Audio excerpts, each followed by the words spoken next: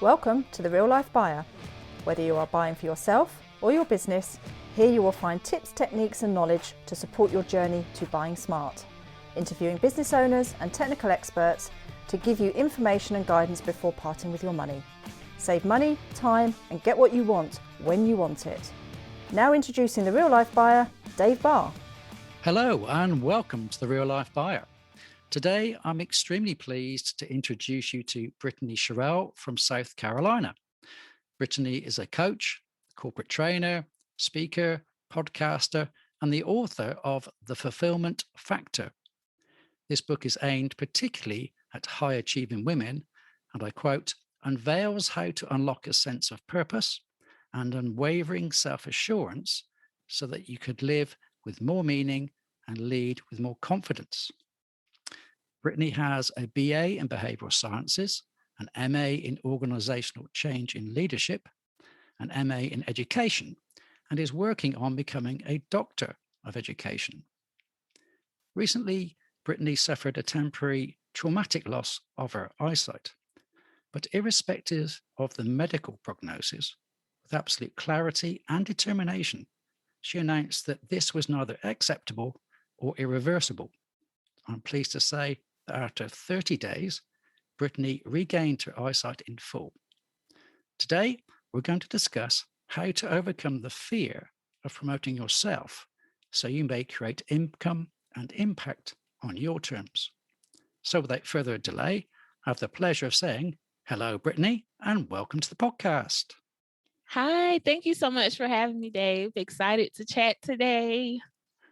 Lovely to talk to you. Wonder if you'd mind setting the scene and talk us through your journey to becoming the successful woman in the home and business that you are today.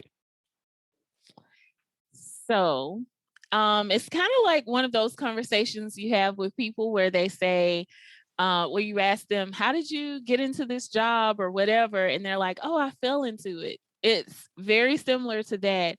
I just had a culmination of experiences, especially in the workplace, where I felt like I was thrust into environments where I didn't feel prepared. I didn't feel like I had a real roadmap to guide me through what was expected of me, how I should perform. And the truth is, which I've learned even with adulthood, is that most of the time in those situations, people before me had just been winging it. There was no real roadmap. There was no safe space to really show up and share about your struggles without that fear of losing credibility. And so I knew what it felt like, anxiety, and the pressure you felt being in those situations. And so I vowed to create safe spaces for other leaders to be open and honest and vulnerable about what they need support with. Even personally, I went through a time of transition where I realized like I had some level of success, but I realized success and satisfaction don't always go hand in hand. You know, you can have the job, you can have the loving spouse, the family, whatever, and still feel like there's something missing.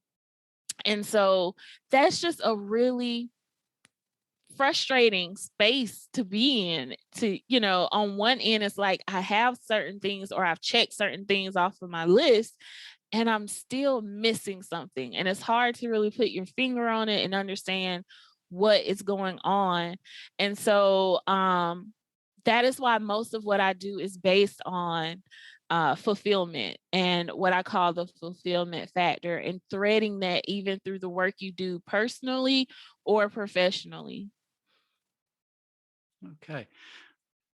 So you clearly experienced a traumatic personal event recently, but the way you handled this demonstrates an incredible control and determination that must lie deep within you to manage and overcome such a huge disruption to your life.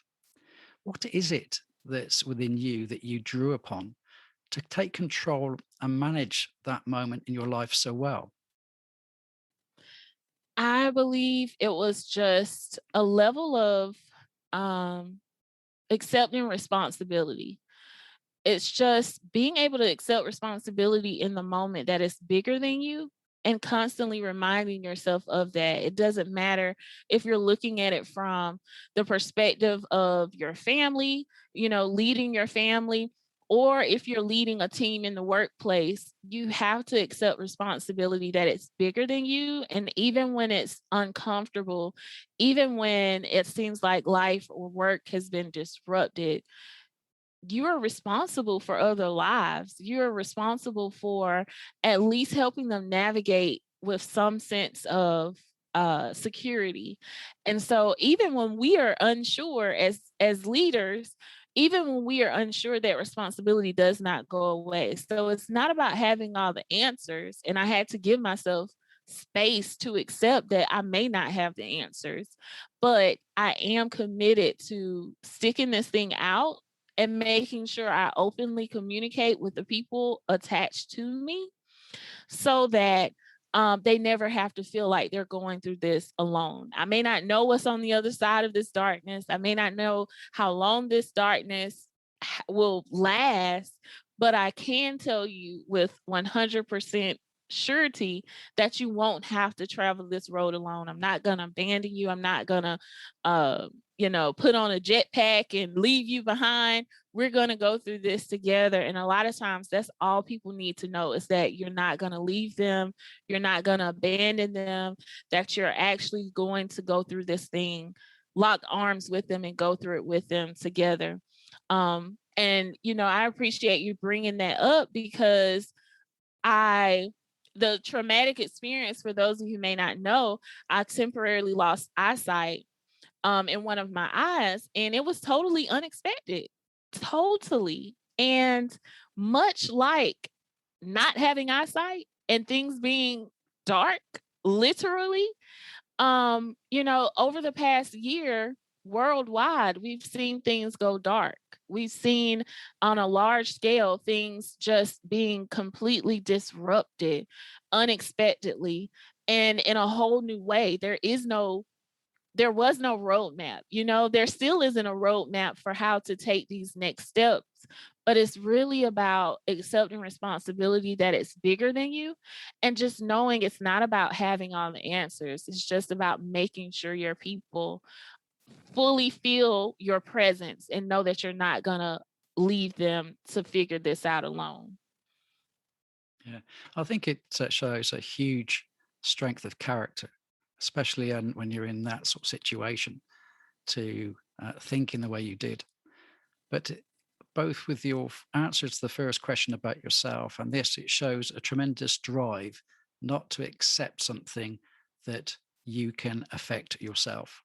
So I think it's a huge high five to you on how you manage that. But this really shows that you're never content, let's say, with what you have now. You're going to keep driving forward. And if there's an obstacle in your way, then, hey, you're just going to bash that obstacle down. You're going to beat it somehow. You'll work around it. You'll find a way. I think it's a fantastic demonstration of your strength of character, as I said. Yeah, and a lot of it is just a simple mindset shift from what if things go wrong? What if we can't figure this out? What if your eyesight doesn't come back? Shifting from what if to saying even if the sight doesn't fully return, I am able to create solutions, and so just giving yourself space to make that mindset shift from what if to even if.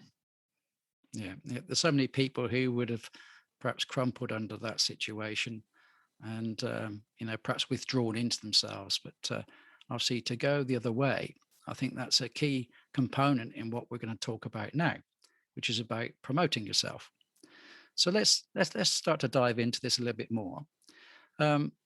What do you consider is in the scope and definition of self-promotion? What sort of things do we cover within that?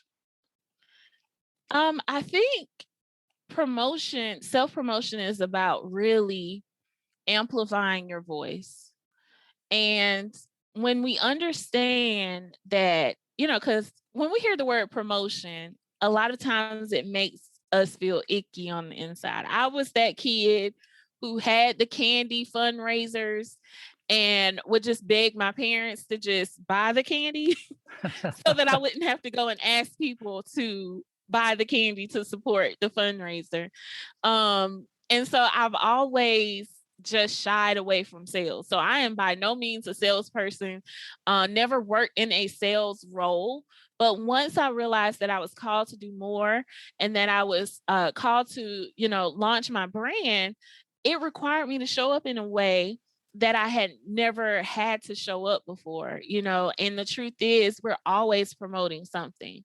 When you tell people about where you work at, regardless of where that is, you're promoting something. And so self-promotion is just amplifying your voice about who you are, how you help others, how you can serve. And so shifting your mind from seeing it as just promotion to actually providing context. And for me, that was where the big shift came in. When I am promoting my business, when I am promoting my services or promoting people connected to me, I'm not selling them.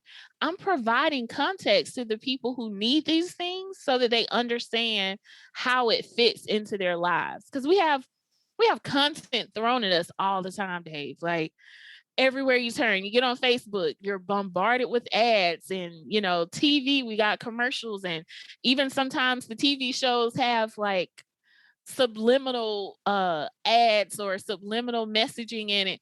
We have content thrown at us all the time. And so if we want to grow, if we want to be intentional about growing our business, our brand, our mission, whatever it is that is important to you, we have to understand that in order to grab the people we're supposed to serve, we have to provide context. We think a lot of times they naturally understand how our product or service fits into their lives.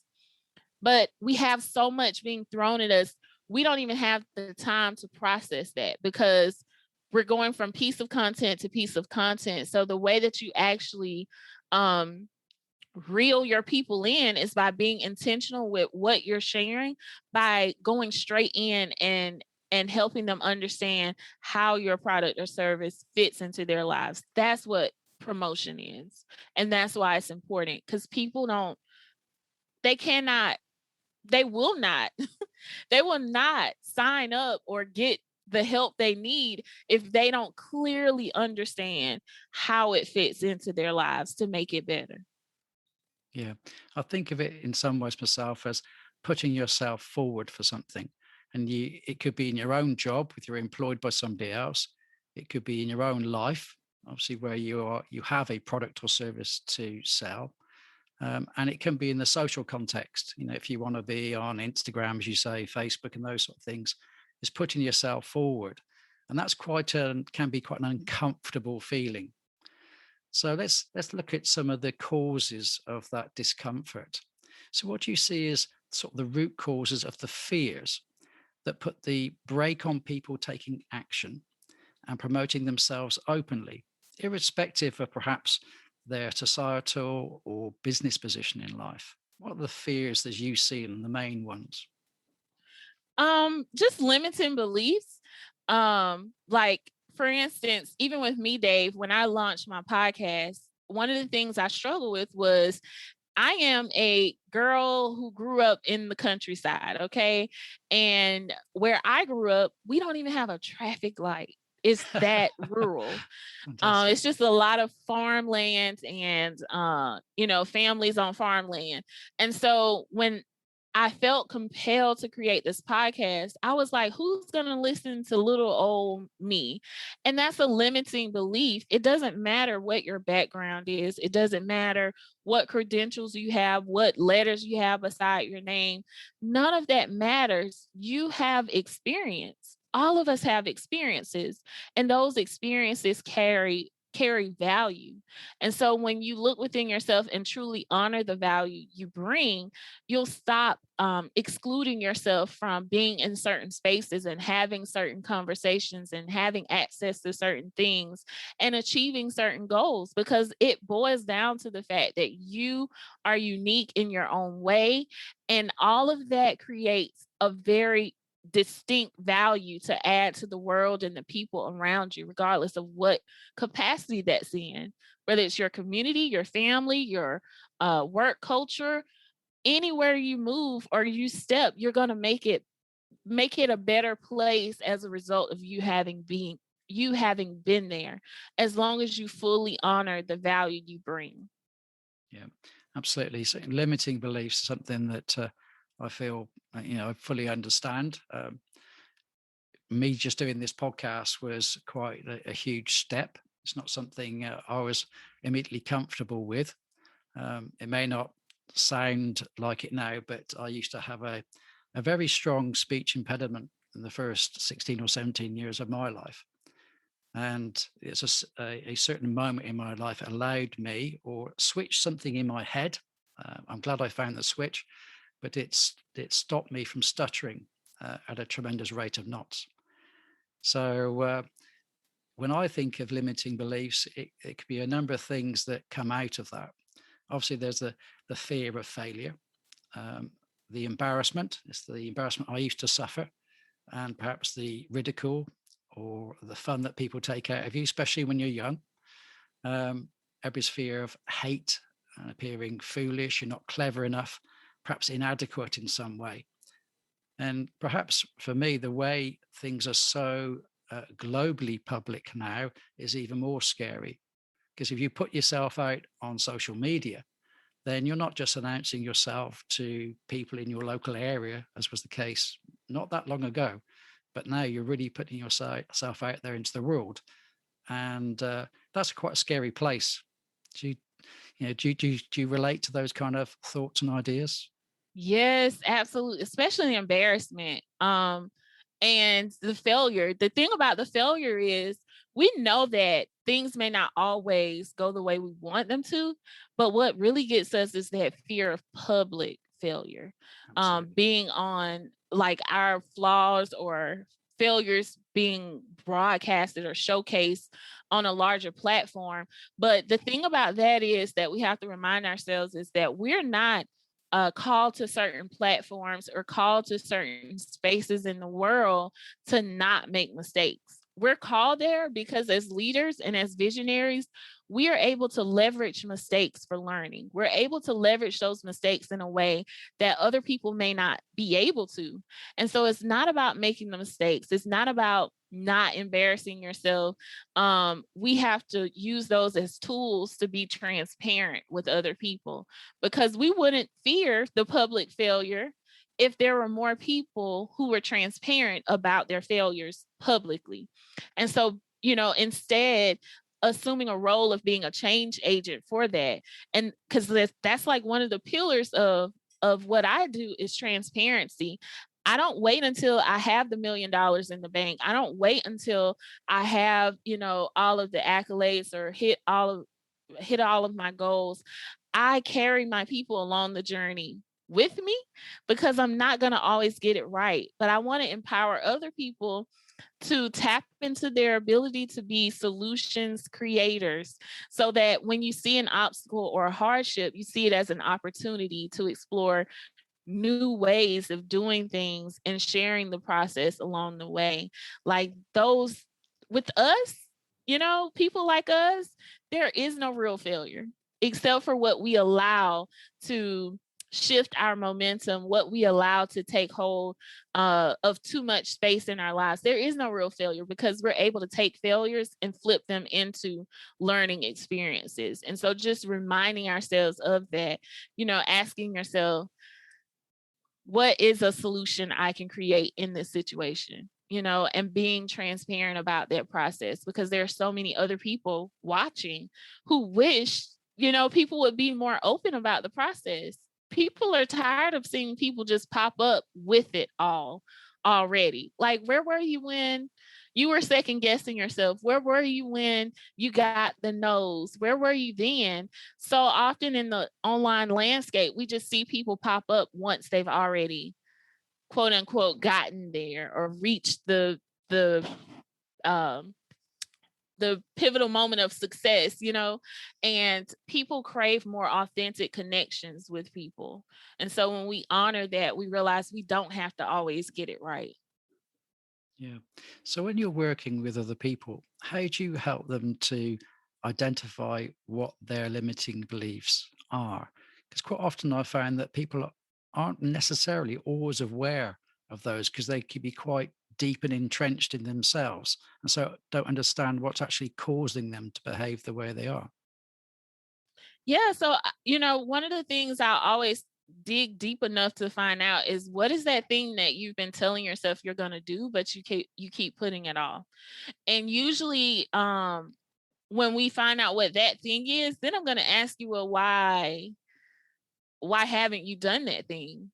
And I'm going to ask you probably 4 or 5 times, even after that. So why, because I don't have the website yet. Well, why don't you have the website yet? Well, I've been trying to find someone. How long have you been trying to find someone? What's the issue behind that? Because a lot of times it's layered, like you said, it's layers to it before you actually get to the root of it. And a lot of times it's buried beneath there. I have not located the person to develop the website for me because I am afraid that I'm going to have to submit headshots. And the truth is, you're afraid of being seen online. It's not that you can't actually find the person. It's you're stalling out on time because you're afraid of being seen. You're afraid people will see you and judge you. You're afraid people are going to hear you speak and they're not going to be receptive. They're going to talk about the way you communicate. They're going to talk about your dialect. Like, these are the things that are really challenging you. But a lot of times we mask it behind these other tasks, that go undone. But it really unlocks the freedom that we really crave. All of that freedom is on the other side of that fear. Yeah. So, what would you say are your favorite tools and techniques for helping people build or perhaps even rebuild their self confidence? Sort of wrestle those fears into submission and allow them to announce themselves with kind of energy and passion into the world. What sort of things do you particularly suggest or recommend? So one thing that I'll say you can download on your phone right now is an app, and it's called the I Am app. And I absolutely love that app because it's a great way to jumpstart retraining the way you speak to yourself. And so that app sends you affirmations throughout the day. It'll send you affirmations like at 10 different times throughout the day. And it's really a beautiful tool because you don't realize just how powerful it is to break up your thought with some type of positive language, because we're usually going, and we don't really take the time to be intentional about speaking life, speaking positivity over ourselves. And so it's a free app. I think they have a subscription you can sign up for like $20 a year, but the free app works wonders. And so that would be a starting point, a tool that I really think is important, an easily accessible tool. And then the other thing is just asking yourself, what is this costing me? Ask yourself, if I had done this thing last year, if I had done this thing 6 months ago, how much time would it have saved me by now? How much money would it have saved me by now? How much peace would it have granted me by now? Because it's always costing you something.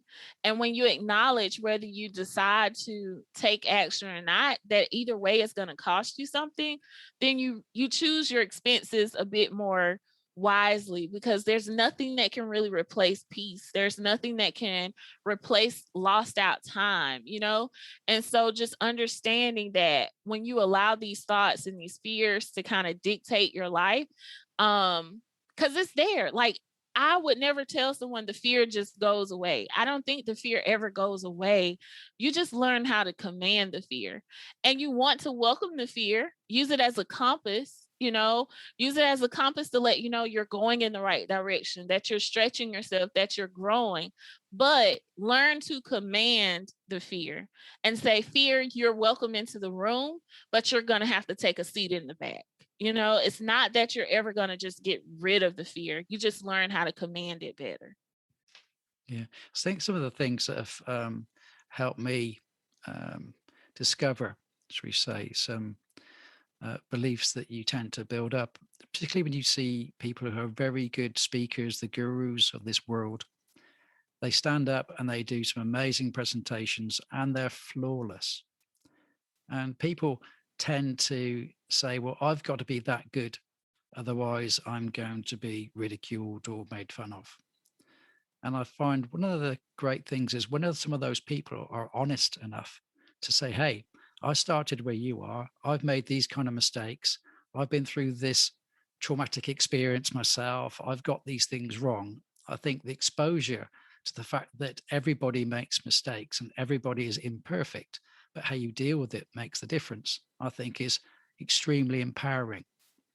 Do you think that's the same Right. kind of thing? Yeah. And also just releasing that nudge to even compare ourselves. For me, that was something I had to learn, was to just come into my own. Even for me as a speaker, when you hear me speak or when others learn that I am a TEDx speaker, they may anticipate this really polished dialogue with this really intricate verbiage, with all of this really beautiful vocabulary. But my educator background has taught me that connectivity is more important than trying to highlight your competence. And so who I am authentically is the person I'm speaking, the way I'm speaking to you right now, Dave. So if whether I'm speaking to you now or you hear me on stage or you listen to my podcast, you're going to get the same Brittany. And that's not always the case with other people who are less transparent. They're so focused on developing their craft according to a book or a guideline, they miss the opportunity to genuinely and authentically connect with people.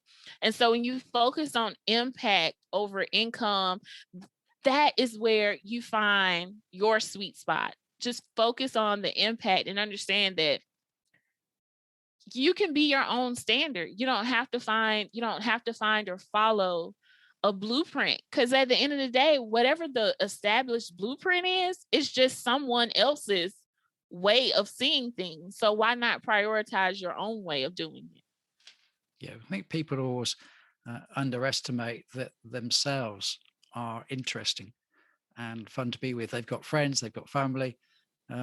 They think that if they don't emulate somebody else and behave in their way, then they can't be successful. That's the difference. People love people for what they are, not what they pretend to be. So, just thinking now of people that perhaps are caught up in overwhelm. They feel misaligned.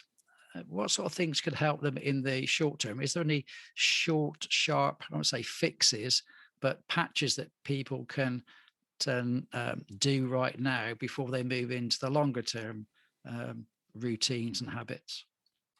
Yeah. So one of the things is when you feel like you're out of alignment, you could ask yourself, does this amplify my ability to serve? So whenever you find yourself in opportunities, because sometimes opportunities can actually be distractions. And then once you go down the road of distraction, it's like, oh, this is actually out of alignment. It looked like what I was hoping it would be. But ask yourself, does this amplify my ability to serve? Is one of the things. And then, so actually I'll give you an acronym that I share with people. So A is, does this amplify my ability to serve? And then L is, does this lead to growth? Does it lead to growth? Because if it doesn't lead to growth, what am I really doing? And growth doesn't mean it has to be your self growth. Does it grow other people? But ask yourself that. Does it include my personal values? Because if it does not align with your personal values, it's going to create some friction, at least somewhere down the road. G, does it give me peace? A lot of times we just think if something is for a good cause, or if it's a good idea, then we should just be a part of it. And that's not like, you deserve to have peace as well, because that's going to allow you to show up as your fullest. when it's from a place of peace. And then ask yourself, does this N for the acronym, does this navigate toward or away from where I deliver the highest impact? Does this navigate me toward or away from where I deliver the highest impact? And so that's just like a simple tracking tool, so to speak, for you to follow when you're trying to figure out if something is in alignment or if you need to kind of steer and take a different direction. Okay, that's really interesting. That's good. I like that. I touched on routines and habits. Obviously, we're talking about self-promotion here. I think to be able to promote yourself, you've got to have some inner strengths and a calmness, and obviously be aware of your strengths and weaknesses. What particular routines and habits would you suggest, or do you have, that give you that strength, that embolden you to move forward? I think most importantly is community. You want to make sure that you find a community to latch onto, or create that community. A lot of times when you're in whatever space you're in, um, you can feel alone and you may not feel comfortable openly saying it, but you you may want your spouse, you may want your friends or your family to support you in a certain way. They may not have the capacity to understand the vision in the way that you do. And so instead of even putting that pressure on them and growing frustrated with them for not being able to support you the way you want to. You may have conversations with them and it seems like it falls on deaf ears or they don't really get it. Find communities of people who are in a similar space as you so that you can create that community. It's not about focusing on, I got to stick with what I was born with. No, go find the community or create the community that you need. But nevertheless, you need community. You need a place where you can feel safe to bounce ideas around and openly share about not just your wins, but your struggles as well. A lot of communities, everybody's sharing this win and that win. And, oh, I landed this contract and I, tapped into this network. Like, it's wins, wins, wins. Find a community where you can share your struggles too. Hey, I have this thing coming up, this presentation at work, and I'm freaking out. I just need some support. I need some words of wisdom, or I have this situation going on. What would you suggest? What are some tactics or strategies you would suggest? And Dave, you saw me post in one of the communities we're both a part of where I was just being vulnerable. I was like, hey, I'm doing this thing. What are some tips and strategies that you can share with me? Having those spaces with like-minded, like-hearted individuals where you can be vulnerable without the fear of losing credibility is super important. So I would say that is definitely key. Finding or creating the community that you need to use as kind of a springboard to support you and maintain your momentum. Yeah, definitely. If you're in a group of people who are there to help each other, as you say, put yourself out there. Say, I've got a problem with this, guys. Can anybody give me a good steer or some help? As you say, that's a fair bit of honesty that comes through there. And if you get everybody coming back saying, "Hey, try this, try that," then that encourages you as well. It gives you that strength and energy to see there's other people with this problem. There's other people out there who've gone through this, and they've got some solutions. And then you return the favor, obviously, when you see posts yourself and say, hey, I know the answer to that, then chip in. I think it makes you feel good as well that you're helping somebody. Right. Because, like you said, we all have strengths, we all have areas of opportunity. And so just leveraging that, we're better together from that sense, because I might be struggling with strategies to market, but then I may be able to offer you support with copywriting, which I don't really mean that. I'm not a copywriter. I'm just using this as an example. But just our strengths offset each other. And so, having those spaces to leverage each other's strengths is so crucial to just give yourself the gift of community, because it's truly a gift. Absolutely. We mentioned a bit earlier on your book, The Fulfillment Factor. Would you like to tell us a little bit about it? I understand there's 4 pillars that you like to refer to?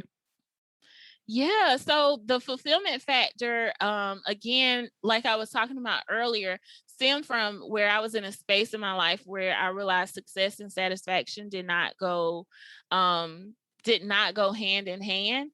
And so I created the fulfillment factor book to give people a really practical,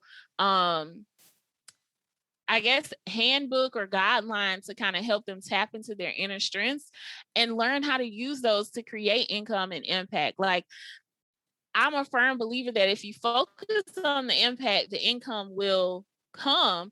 But if you're unclear on how you create impact, then it's going to be difficult to even get to that space. So it's like a 2-in-1 book and workbook, so that you're not just learning stuff, you can actually take it and then put it into action. So you're able to like take practical action. I'm huge on having tangible strategies to put in place. And so the premise of the fulfillment factor is finding that missing piece in your life where you feel like you have a certain level of success, but there's still something missing. And it's based on finding what is it that you do with ease and that helps others, and finding a way to combine those two things. It's not about just what you do in excellence. It's great if you could do something really well, but what do you do with excellence and with ease? And then how can you use that thing to create impact in other people's lives? And in the book, I used an example like using maybe you're good at brushing hair. To the naked eye, that may sound very menial, like brushing hair, what? Maybe that's something you do with excellence and with ease. Like, it makes you feel good on the inside when you brush people's hair. There's a need for that. There's a space for that. The first thing that comes to my mind is like a nursing home, a home where older people are. They love for people to comb their hair, brush their hair.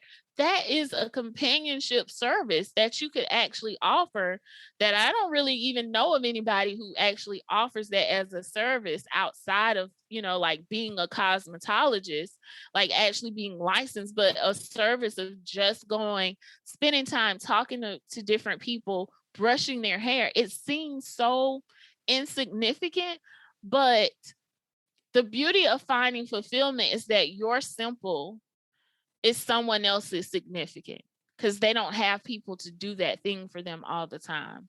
Or maybe they've been searching for that solution and could not find it. So just remembering your simple is someone else's significant. Yeah, that's really nice. It's a way to think about it.